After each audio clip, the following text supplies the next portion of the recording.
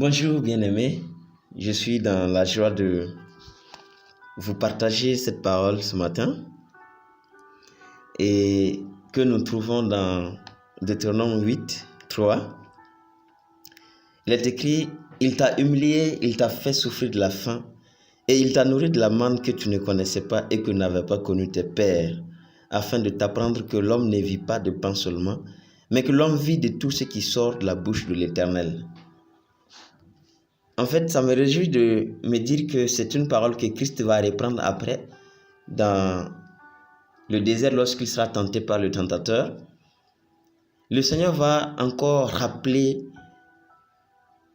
à nous qui sommes aujourd'hui ses enfants la place de sa parole.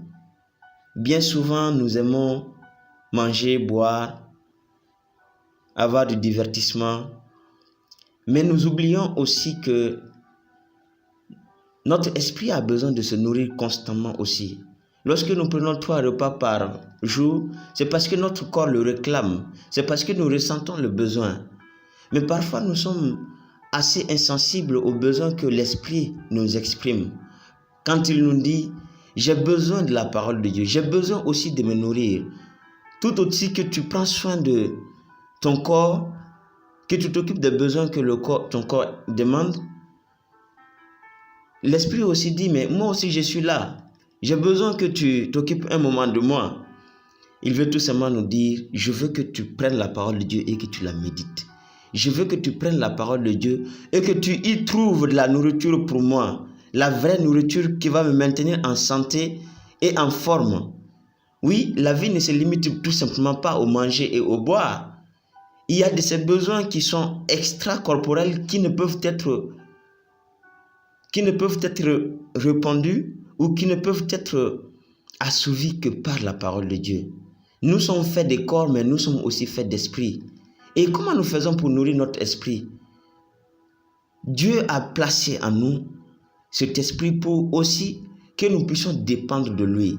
Si l'homme était fait que de chair, il n'aurait aucun besoin de Dieu. Il pourrait se trouver à manger et ça se limite là.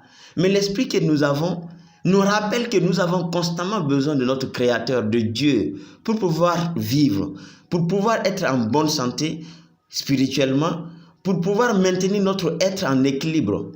Nous avons besoin de toute parole qui sort de la bouche de Dieu pour pouvoir vivre. Vous savez, lorsque Jésus-Christ va se retrouver à Samarie et que ses disciples vont lui apporter à manger, ils vont dire, Rabbi, mange. Il va dire, j'ai mangé une nourriture en fait que vous ne connaissez pas. Les disciples se disent, mais est-ce que quelqu'un lui a apporté à manger? Mais non. Christ dit, ma nourriture est de faire la volonté de celui qui m'a envoyé. De même, nous aussi, bien que nous avons besoin de manger, de boire, pour pouvoir avoir l'énergie et faire face aux réalités de la journée, nous avons aussi besoin de la nourriture spirituelle pour permettre à notre esprit de pouvoir être fort, de pouvoir être solide pour faire face aux besoins et aux réalités de la journée. Nous sommes exposés à bien des combats physiques, des combats de la vie, mais nous sommes aussi exposés à des luttes spirituelles que notre esprit est en train de mener constamment contre l'ennemi, contre l'incrédulité, contre bien de choses. Vous savez, lorsque nous cessons de manger, c'est comme si nous cessons de vivre. Nous perdons l'énergie jusqu'à ce qu'à un moment donné, on ne peut plus bouger et ça conduit même à la mort.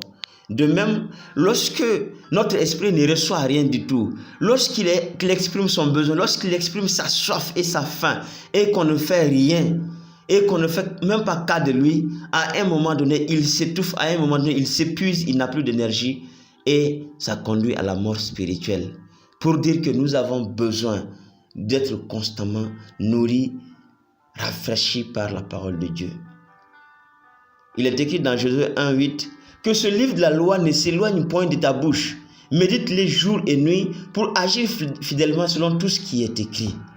Nous avons besoin de méditer cette parole. Nous avons besoin de la recevoir. Tout comme le matin, nous nous levons et nous cherchons à manger du petit déjeuner, encore à midi, encore le soir. Nous avons besoin de rechercher constamment la face de Dieu afin de recevoir de lui la parole qui nous fera vivre, la parole qu'il nous faut pour les réalités de la journée.